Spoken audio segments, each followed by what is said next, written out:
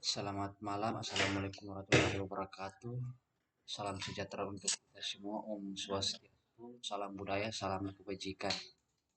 Perkenalkan, nama saya Heidi Andri, saya lulusan dari Universitas Kristen Indonesia Toraja, jurusan Ekonomi Manajemen Keuangan. Yang saya pahami tentang human resource, mereka adalah penopang dari kesuksesan suatu perusahaan. Tugasnya adalah mengatur segala sesuatu yang berhubungan dengan tenaga kerja. Wilayah kerja Human Resource Management ada 8 fungsi. Yang pertama adalah perekrutan dan seleksi. Bertanggung jawab untuk merencanakan, mengiklan, dan melakukan seleksi dan merekrut calon karyawan yang sesuai dengan keputusan perusahaan.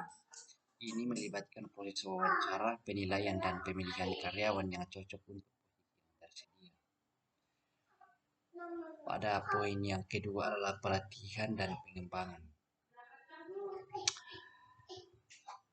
Pelatihan dan pengembangan adalah bagaimana merencanakan dan melaksanakan program pelatihan untuk meningkatkan keterampilan, pengetahuan, dan kemampuan karyawan. Ini membantu dalam meningkatkan produktivitas serta memastikan bahwa karyawan memiliki keterampilan yang sesuai dengan perubahan teknologi dan tuntutan pekerjaan. Poin yang ketiga adalah pengenalan kerja. Pengenalan kerja membantu mengukur, mengelola, dan meningkatkan kinerja karyawan. Ini melibatkan penetapan tujuan, memberikan umpan balik, evaluasi kerja, dan pengembangan rencana untuk memperbaiki kinerja jika diperlukan. Kemudian poin yang keempat adalah manajemen komunikasi. Manajemen komunikasi memfasilitasi aliran komunikasi antara manajemen dan karyawan. Ini dapat termasuk menyampaikan kebijakan perusahaan, informasi tentang pengembangan perusahaan, serta mendengarkan masukan dan masalah dari karyawan. Kemudian poin yang kelima adalah pengelolaan kesejahteraan karyawan. Pada poin ini memastikan bahwa karyawan memiliki lingkungan kerja yang aman, nyaman, dan memenuhi standar keamanan. Selain itu, mereka juga mengurus manfaat karyawan seperti asuransi kesehatan, cuti, dan program kesejahteraan lainnya. Poin yang keenam itu adalah manajemen konflik. Jadi manajemen konflik berperan dalam menangani konflik antara karyawan atau manajemen. Mereka dapat melakukan mediasi, menyelesaikan sengketa, dan mencari solusi yang sesuai dengan menjaga harmoni di tempat kerja. Pada poin yang ketujuh adalah manajemen kompensasi dan penghargaan. Manajemen kompensasi dan penghargaan merupakan tanggung jawab untuk merencanakan dan mengelola sistem kompensasi. Ini termasuk gaji, tunjangan, bonus, dan insentif lainnya. Tujuannya adalah untuk memastikan bahwa karyawan dihargai dan diberi inisiatif yang sesuai dengan apa yang mereka kontribusikan. Yang kedelapan, yang terakhir adalah pengembangan budaya perusahaan. Terlibat dalam bentuk dan mempertahankan budaya perusahaan yang positif. Ini termasuk mengkomunikasikan nilai-nilai perusahaan, etika kerja, dan norma-norma perilaku yang diharapkan dari karyawan. Jadi itu 8 fungsi yang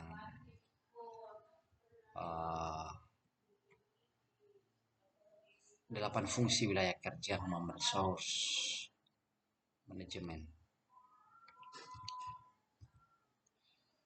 Kemudian berikutnya perbedaan konsep human resource dan human capital. Perbedaannya cukup signifikan. Human resource atau disingkat HR melihat tenaga kerja sebagai sumber daya, sementara Human Capital atau HC melihat tenaga kerja sebagai aset. Nah, di sini bisa disimpulkan bahwa Human Resource HR dapat merancang strategi komunikasi dan pengembangan perubahan. Sementara itu Human Capital atau HC dapat memberikan perspektif tentang bagaimana perubahan tersebut mempengaruhi modal manusia dan bagaimana melibatkan karyawan dalam proses inovasi. Sementara itu, pertanyaan berikutnya, saya akan ceritakan sebuah situasi di mana saya menghadapi sebuah masalah penting dan mendesak. Bagaimana saya menghadapi masalah? Jadi ini saya akan membahas yang sering terjadi, masalah dalam melakukan perekrutan. Saat-saat ini hal yang kontra di mana yang terjadi dalam sebuah perusahaan, salah satu ketentuan izin tempat usaha adalah harus mempekerjakan dan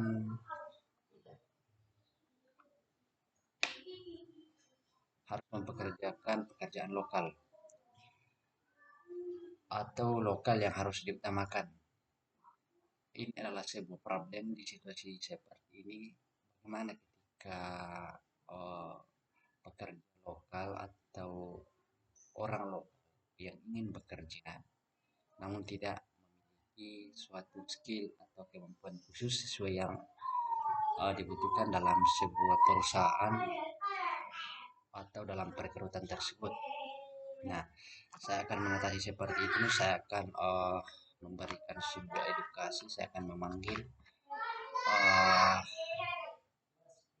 masyarakat lokal dan saya akan memberikan pemahaman mengenai suatu kebijakan yang didapat dari sebuah atasan atau direktur langsung untuk mengadakan pelatihan kerja, namun dari luar hanya sebagai pekerja profesional untuk melatih. Jadi begitu saya akan mengambil serta mengajukan suatu pendapat ke manajemen yang lain atau kepada direktur di suatu.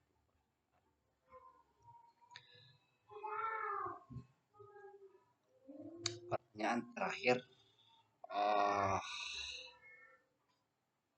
mengapa Anda merasa mampu menjadi resource officer di perusahaan? Mestinya dalam pengalaman dan juga dari segi manajemen yang saya punya, mulai dari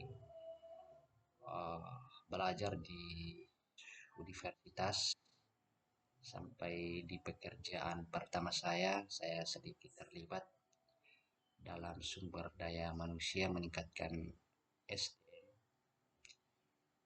dari beberapa tugas yang saya lakukan. Dan pada kesempatan ini, puji Tuhan, ILS Center memberikan saya sebuah kesempatan untuk upgrade skill guna untuk lebih mapan di lingkungan kerja yang ada. Jadi sekian dari saya, atas kurang lebihnya saya mohon maaf. Sekian dan terima kasih.